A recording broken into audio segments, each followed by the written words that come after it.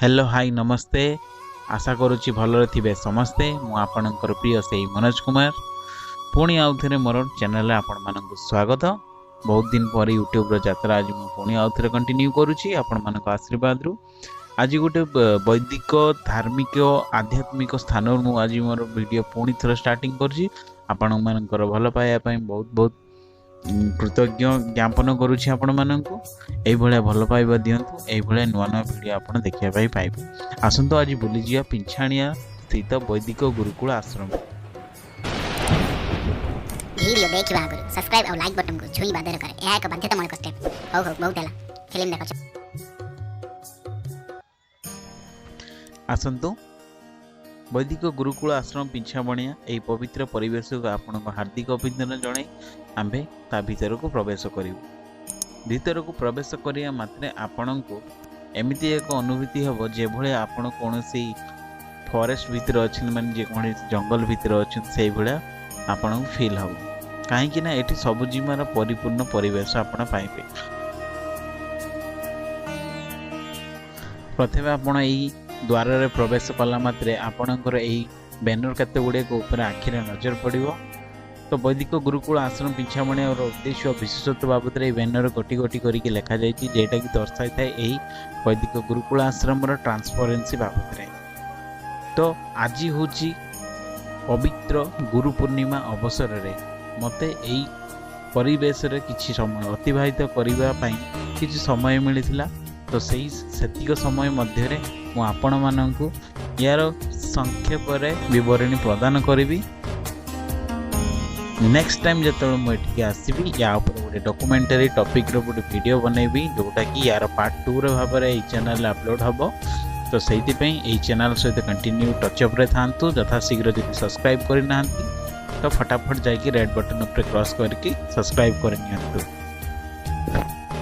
पुरातन जुगर आम बही पढ़ीचे टीवी रे देखीचे ऋषि मुनि ऋषि माने निज निज घरे सब होम आहुति यही सब यज्ञ करुले। किंतु आजिकल आधुनिक जुगर पादे पादे आम जो आगे आगे चलचु यह सब लोप पाइबारे बसी। प्रकृति में आपड़ चिंता करता आम भारतर मूल संस्कृति कौन वेद। आम वेदर ही सृष्टि आमर ज्ञान। तो से वेदर ही उल्लेखित होती यज्ञ आहुति कौन आपड़ चाहिए भी आपड़ जब पढ़ी थे आप भल भाव में जानी थे। तो यज्ञर प्रभाव कौन रही है आमर वायुमंडल। तो ता बाबद आम डिस्कसन करवा नहीं। तो एक्चुअली आज हूँ आम पवित्र गुरु पूर्णिमा उपलक्षे आम ये आश्रम वैदिक गुरुकुल आश्रम परिसर में पंचकुंडीय यज्ञर व्यवस्था होता।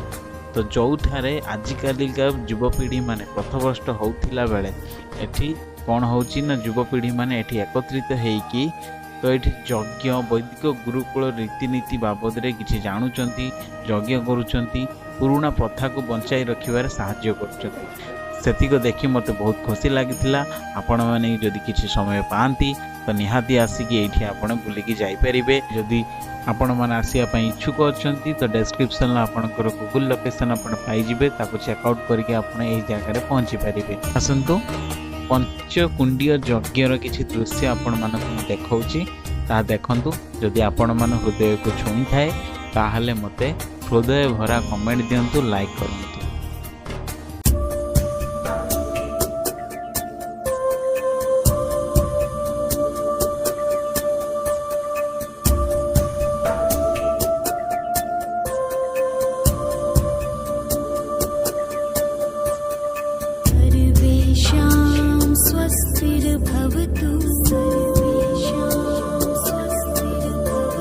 सर्वेषां शान्तिर्भवतु सर्वेषां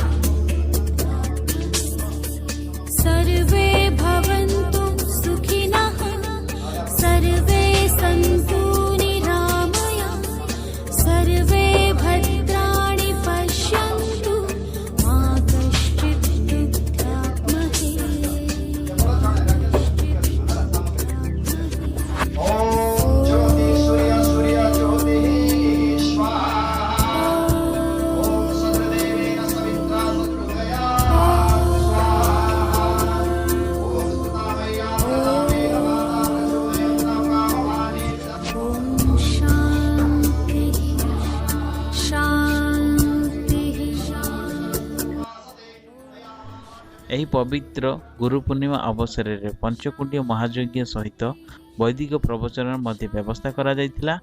ପ୍ରବଚନର ପ୍ରବକ୍ତା ହେଉଛନ୍ତି ବୀରେନ୍ଦ୍ର କୁମାର ପଣ୍ଡା।